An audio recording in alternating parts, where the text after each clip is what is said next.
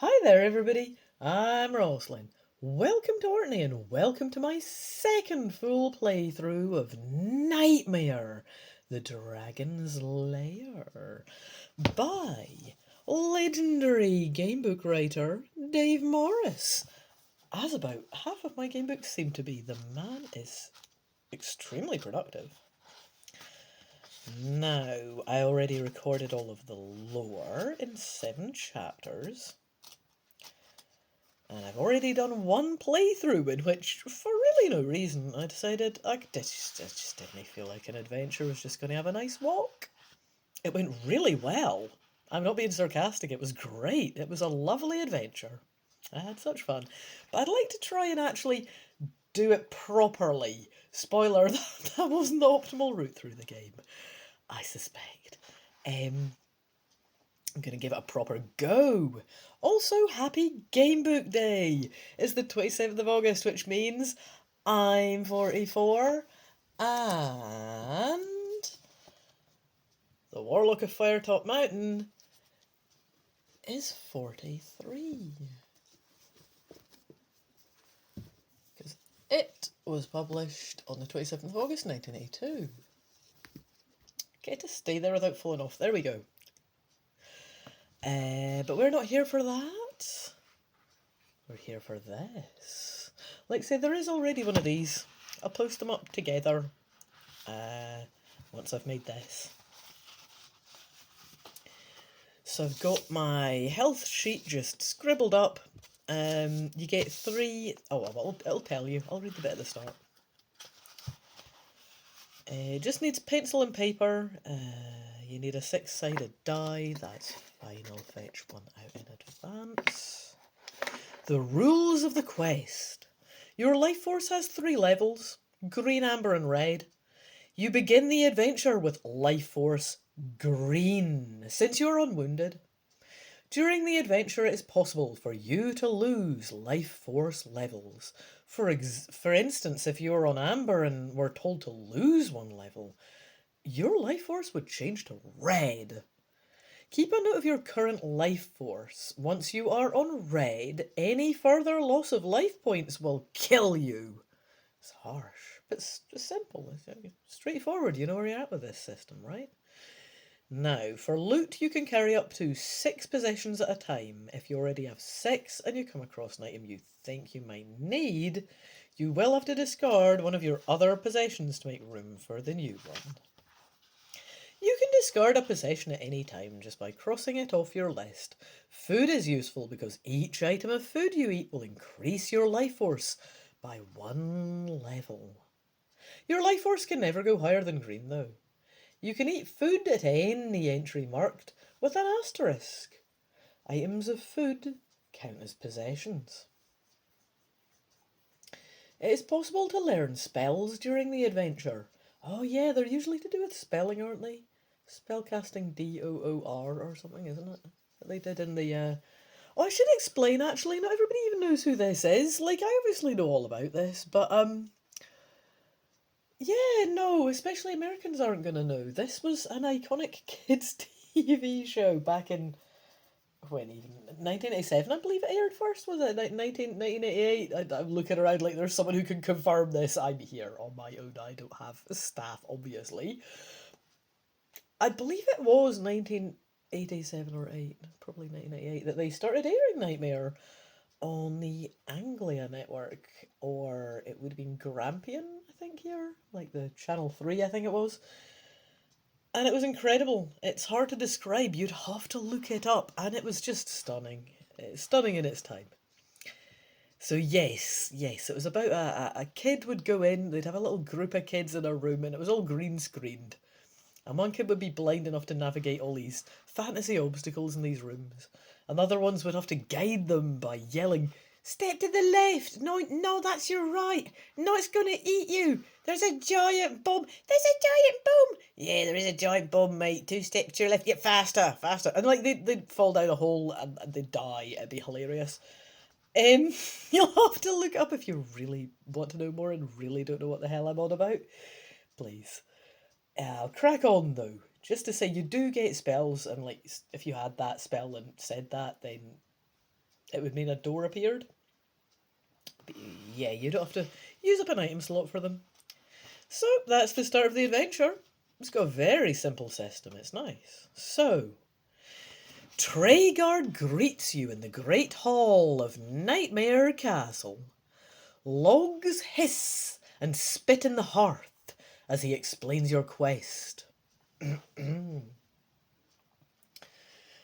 You are to journey through Tangle Wood to the Lake of Wisps, he says. In the centre of the lake is a mighty stronghold where the future king of the land is held prisoner. You must free him. All right, you say, nodding. Or should I make myself Scottish? I think I did in the first playthrough, eh? I'll make myself a wee bit more more Scottish, I say. You know what I mean, though. All right, you say, nodding. I'm ready to set out. Whoever told you that you were ready was speaking rashly, booms Treguard. First I must give you your possessions for the journey. He opens a casket and takes out a helmet which he puts over your head. Even though the visor is a solid metal plate with no eye slit, you find you have no trouble seeing out. That is a difference between this and the Knightmare thing. You are playing solo as the adventurer. Apparently you can see through the hood. It's interesting they've included it, but made it see-through. Interesting. Anyway, that's fine. I've got my Helm of Justice on. Brilliant. Oh, I'm skipping a bit. It's about to tell us that.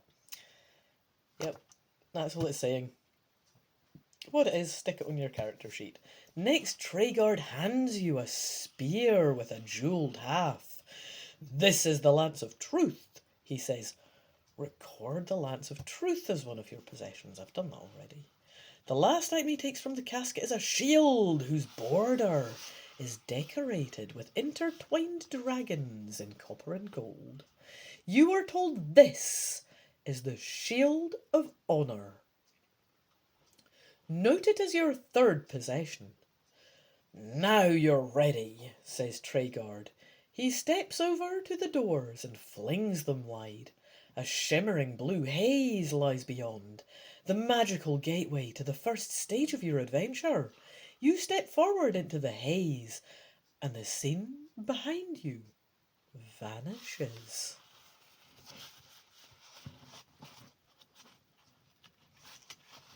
You find yourself in a dark forest.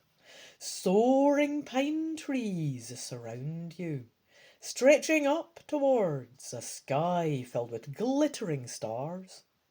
You pick a direction at random and begin to walk. After a short time, you see something flitting between the trees. It is a bat. Something seems odd about the way it is flying. You dart back behind a tree and watch as it comes closer. You can now see there is a tiny silver saddle on its back. And holding its reins is a fairy knight, no bigger than a carrot. His couched lance appears to be a long pine needle. You watch the bat-mounted knight go flying off between the trees. Wow, okay. Interesting. So the options are, do I want to sneak after him, call out to him, or just ignore him and continue on my way? That sounds very boring. So it's a weird bat with a tiny little saddle made of silver on its back.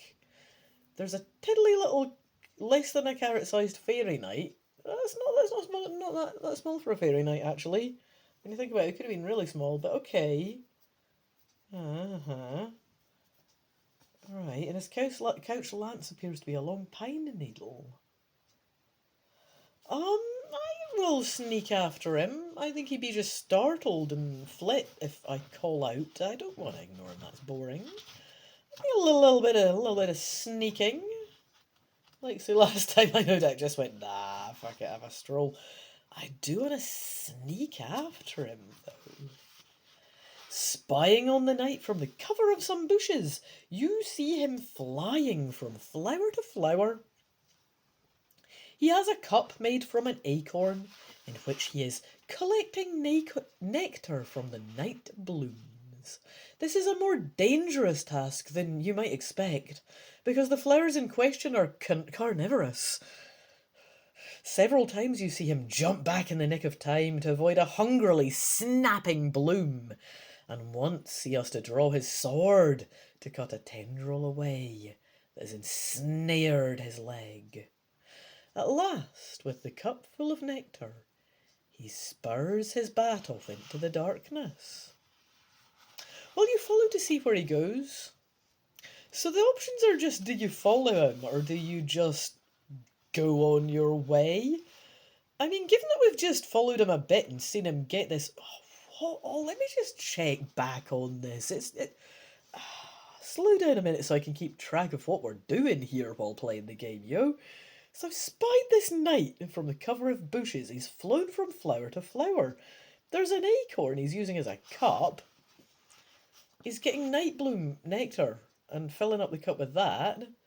And the flowers are carnivorous. There's so much happening in such a tiny space of paragraph and time. They're carnivorous, so he has to jump back. And they're snapping at him and he has to cut with his sword. But he's got his cup full of nectar. I really want to know where he goes with his cup full of nectar. Who the heck wouldn't? Previous gameplay me. Whatever. Life's too hard. No, we're not doing that this time. It's the I'm the main player playthrough like YOLO. Yes. The little knight keeps looking back as though he senses someone close behind him, but you are careful to keep out of sight. As he flies on, he seems to be getting increasingly anxious. You see him prodding the bat, with cries of, "Giddy up, Batifax!" You follow him to a glade where he meets with other tiny knights. Some ride on bats, while others have come here on the backs of mice or nightingales, or in chariots drawn by huge stag beetles. Their agitation is obvious as they wait in a murmuring throng. They do not notice you crouching behind a boulder at the outskirts of the clearing. After several minutes, as the moon reaches the highest point of the sky, a tiny couch is borne into the glade, carried by moths who are attached with spider silk to its corners. So let me just slow down again. This thing is looking about. He knows he's followed, but he's going along. He's getting really agitated. Like, hurry up, Batifax. That's his steed. We've got a whole load of other tiny knights in a glade he's come up to. Some are on all kinds of things, like bats, mice, nightingales as steeds. There's chariots drawn by huge stag beetles. It sounds incredible. It's a shame we don't get an illustration, but hey-o. So they're all just agitated as hell, though. And I'm hiding, right. We've got the moon reaching the highest point, very bright.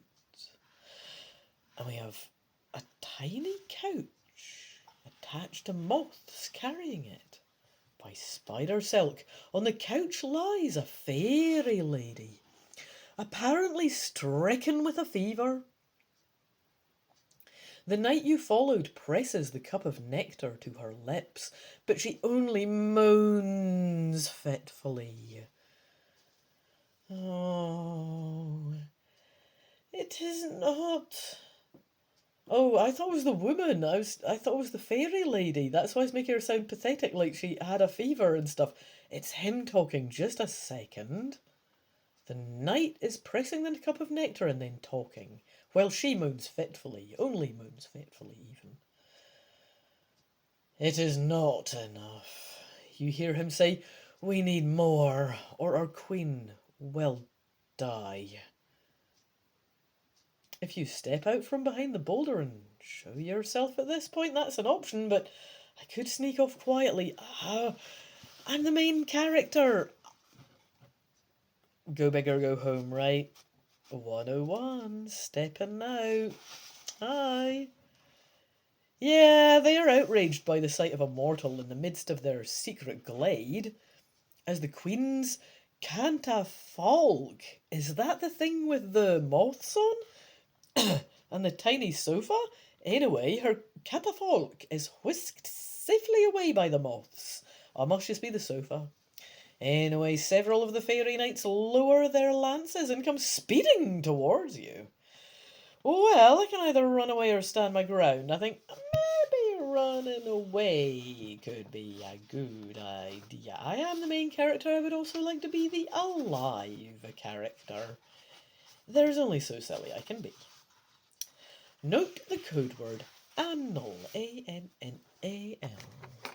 I can do that. I made a little box for notes. Perfect. An old man comes hobbling towards you with a huge pack tied on his back. It looks as big as he is, and the sight of him with his scrawny legs supporting such a massive load is enough to make you burst out laughing. I have a titter at an old man's expense, he snaps. Weary as Sisyphus I am, and there you are laughing at me, a strong youngster like you. Bother! I suppose it'd be useless asking you just to carry the pack a short way for me, so I can get my breath back. You can agree or refuse and continue on your way. Oh, no, this is a trick. Especially with it being Knightmare, you gonna get stuck carrying that and get crushed. I don't want. I'm just. I don't know. I know I said I wasn't just gonna walk on, but come on. Nothing about this looks good, and he's a crabby old bastard. I didn't want to help him. I'll trot on, but I'll try not to do that too much. This is at least a well-considered jog on this time, you know. As you pass on through the forest, you reach a high bank. Formed by... Unless he had junk in his thing and I've missed it. Never mind. Never mind. Snooze you lose, moving on. So we've reached a high bank formed by a ledge of moss-covered rock. Climbing down the bank, you notice a cave with a large boulder rolled across the entrance. The boulder has been crudely hewn to resemble an angry face, as if warning travellers away from this spot. But isn't that what you put there if you're putting the sweet swag in? I would. Don't be putting a happy face that feels welcoming on something that's guarding something. Anyway, you turn, scanning the darkness for signs of habitation. A glimmer of light catches your eyes far off between the trees. If you roll the boulder aside to get into the cave, that's an option. Also wants to know, do I want to go towards the light? Or do I continue further through the forest? Well, I'm not continuing further through the forest. Done a wee bit too much flaking out on the adventure lately. I mean, I go towards this light glimmering far off between the trees and catching my eye. Bit of a stretch. Or do I roll the boulder aside to get into the cave? I mean, we've got to look in the cave. It's right there. And the boulder's rollable. I mean, put your back into it. Yeah, no? The boulder is heavy, but you find a branch which you can use as a lever. Even so, it is hard work getting the boulder to move. Soon you are covered in sweat. And you have to take off the helm of justice and put it on the ground behind you, as it is just too stifling to wear while making such an effort. I should say, if it's like the one in the Knightmare TV show, that thing is made of solid, dried leather. It looks horrendous to have on your head, never mind in these conditions. Goodness. Not for me. It's not. I don't think I'd want a hat like that. Anyway, the carved stone face glares at you as you strain and puff at your makeshift lever. You could almost imagine that it was the face of some ancient god annoyed at being disturbed in this way. Excuse me, you know what I mean? Alas, the boulder begins to shift. Insects go scuttling away as you dislodge the soil and moss, which has been their home for years. I know how that feels, sort of, because, you know, it's like you'll move a plant pot outside and it'll have been there for a while, you know what I mean? And I forget it's now kind of a whole ecosystem under there, just moving it a bit, or having to, if you've got to repot a plant, and they all look so shocked. A whole city of bugs scramble and look horrified and hit the red alert button, and it's like, oh God, I am sorry, I did not mean to disturb you people, and they have no idea what I'm saying, but I try. Anyway, so let me just make sure I'm still at the right bit and get lost. Yep, rolling the boulder aside, insect scuttling, and I got distracted. Fair enough. Just as the boulder rolls back to reveal the darkened cave mouth, however, you hear a sniggering from behind you. You whirl round to see a lean, bulberry-coloured Spriggan, of all things, grinning down at you from the branch of a tree. It must be a pixie thing, I think, thinking about it. I might know what a Spriggan is. Some kind of elf or pixie. To your horror, that Spriggan has the helm of justice. As you take a step towards him, he gives another chortling cry and goes swinging away through the trees like a monkey. I don't know what we use that thing for, actually, but I kind of want it back. Sounds like we want it. Oh no, he's too fast, we can't chase him or anything. I just have to delete the helm of justice from my character sheet. Whoops. Well, that was my pen lid. Whoops. Anyway, yeah. So, no helm of justice for me, but I must decide whether to chase the thieving Spriggan or go into the cave. I feel like a Spriggan chase is just going to lead us maybe lost in the forest. I really want to see in the cave, though. I'll bet it's cool in there. There must be something nice. Maybe there's not, there's rocks, but I want to look. I've rolled the rock aside and everything. Oh dear. No sooner have you taken a step inside the cave, it's just one thing after another, than a huge black bear comes hurtling out of the darkness. Moonlight flashes on its gleaming spittle-flecked teeth. Its roar makes your limbs tremble and sends a gust of rancid breath into your face. If you wish to fight the bear, I mean you can, but you can run off. Oh gosh, I don't want to avoid too much of the adventure, but should we fight the bear? Nobody would pick that. Let's do it. Let's do it. We're being the hero. I think I need to woman up, or whatever sex my character is. Right, I've got the lance of what's it? I'd forgot that. I thought I was going to just give it a whack on the nose. I didn't think it was... Right, we're actually picking an option here. Viable. Flinching back, you thrust the lance of truth blindly into the gloom ahead of you. Luck or sorcery must have guided your desperate blow, because the bear's savage roar is instantly silenced. Critical hit. Rolled a 20. Anyway, you wait until your eyes adjust to the darkness inside the cave. To your astonishment, instead of a living bear, the lance has just pinned an empty bearskin to the back wall of the cave. A magical one, some kind of bearskin golem? I don't know, some kind of thing in it. Gross, right. You rub your eyes, but there is no mistake. The bear whom that pelt came from, and I'm seeing a theme here, it must have died years ago. It is very strange, because you surely saw the beast charging you and heard its terrifying roar, didn't you? A voice calls to you from deeper into the cave. You glance across to see a plump elderly woman beckoning you over, so I can talk to her, or run off. Oh, I realise this could be a bad idea, but I'm going to talk to her. Come on, you've got to talk to people. She could be nice and have swag or anything. It's going to be interesting at least. The old woman cracks a snaggle-toothed grin as you step warily near her. Don't be frightened, dearie, she says. I might be an old witch, but there's no harm in me. When she sees you cast a nervous look over your shoulder at the bearskin, she goes on, oh, it was real, all right. An evil spirit got into the skin and made it come alive.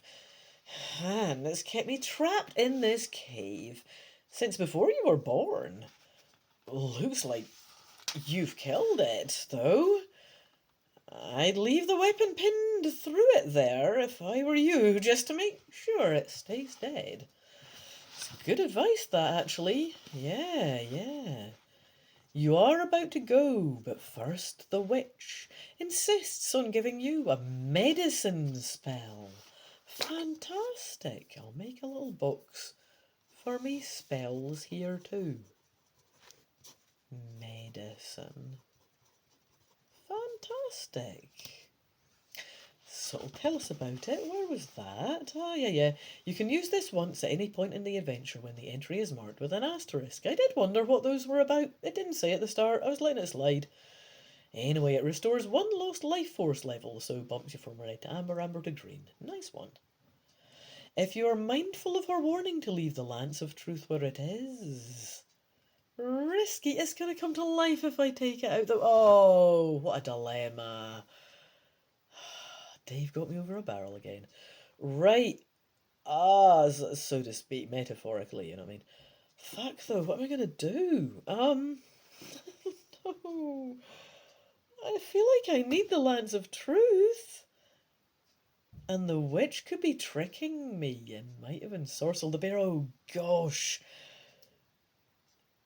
If you heed her warning, you have to leave the lance where it is. It doesn't immediately say anything happens. It just says when you've decided about that, ominously, you bid her farewell and self through the woods. Well, it'll come back later. Something will happen with the bear. Who knows? Maybe it'll come to life and a hero will hunt it down in advance of it coming to me. I'm keeping my lance. I need it. And I'm moving on. You are suddenly set upon by a horde of tiny, imp-like knights, riding on the backs of bats. Their lances prick your skin painfully as they swoop in to the attack. Oh, it'll be like those horrid little mini-mites from Fighting Fantasy. Does anyone know the ones? They look cute and skinny a bit, but skinny in a cute way. Like, the wee cunts start nipping you and pinching your stuff or something. I can't remember what the wee bastards do. It was decades ago, but not a fan of the mini-mites. Similar imp-like knights here riding on bats. Stabbing me with their frickin' pointy needles. It's no nice. I didn't start this. Anyway, they're swooping into the attack and easily avoiding my clumsy swipes. I don't know what to do. With high strident cries, they warn you to retreat from, their territory. Where the am I? Oh, what will you do? You can offer to, I didn't know I'm sorry, sirs. Oh, what is the problem here? Maybe communication is key. I can offer to help them. Why not? Protest you did not realise you were trespassing. Yes, I don't want to help them, they were mean without asking. Guys, I didn't know I was trespassing. What way should I go? Yeah. 103 we're on for paragraphs. The fairy knights take no notice of anything you have to say. That's rude. You are forced back, but you unseat several of the knights with wild swipes of your arms. Well, good, it's petty, but I'm happy. Fuck them and their bats. Anyway, I send them flying across the clearing. Ah, good. Hope they split into a tree. Wee bastards. Anyway, in the meantime, it's difficult to defend yourself, since their attacks come from all directions at once. 360-degree mayhem. Oh, God. Each spear prick on its own would be nothing to worry about. 0.1 of an HP of damage. But the combined effect of repeated thrusts is extremely painful. Lose 1 life force level. So I've gone down from red to amber. If still alive, will you use a medicine spell if you know one? Oh, because I've only got 3 levels. I've gone from green to amber. No, I can go to red still. Yeah, that doesn't kill me. I'll stay on amber for now. Because food can heal you. I don't know, man. It's a spell too, the medicine spell. It doesn't take up a slot. I don't think I need it yet. I'm just on amber. I think when I get to red, I wouldn't leave it like that too long. And I can't drop it or anything. It's a medicine spell, so I think I'm pretty sorted there. It's just asking if I want one. It's a good question. Now, do I try to stop the fight by offering to do them a favour, assuming you have not already tried this? Or just run away? Yeah, favour, although it doesn't sound hopeful with that if you've not already tried this gig, but maybe it worked and you can't do it twice. Let's see. The tiny warriors scoff as saying, "What help can you give us?" If you have the code word "anal" written down, and I do, well, you gotta delete that. Whatever that means.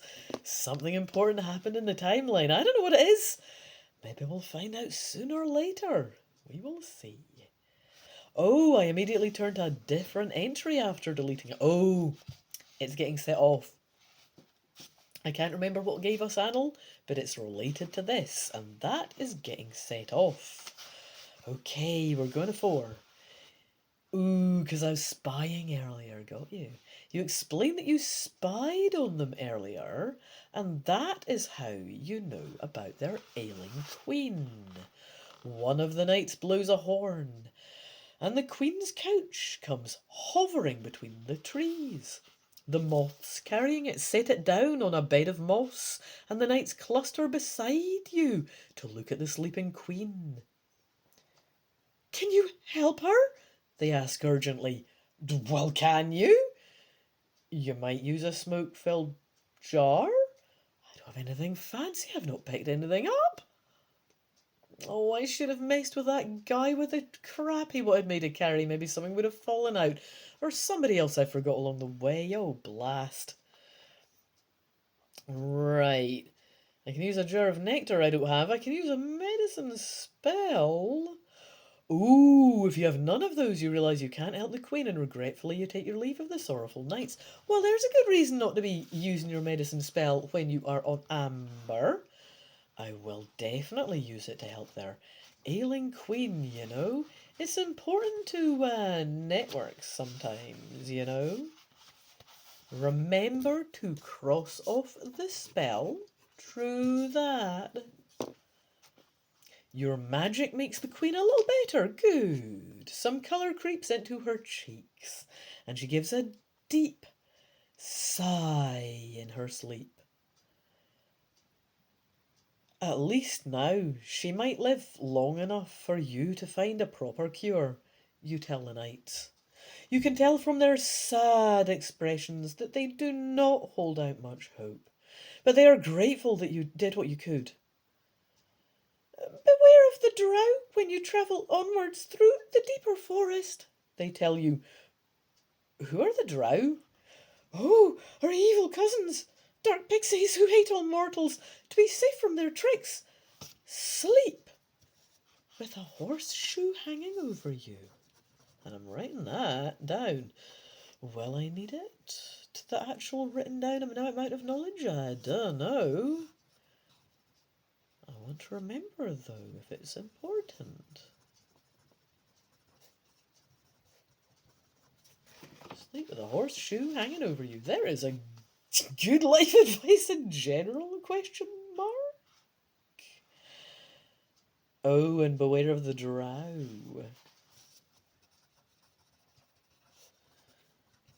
I'll just say in deep forest. Once you get right in there, like. Okay. So nasty pixies, yes, very nasty. So we're going to 114 here.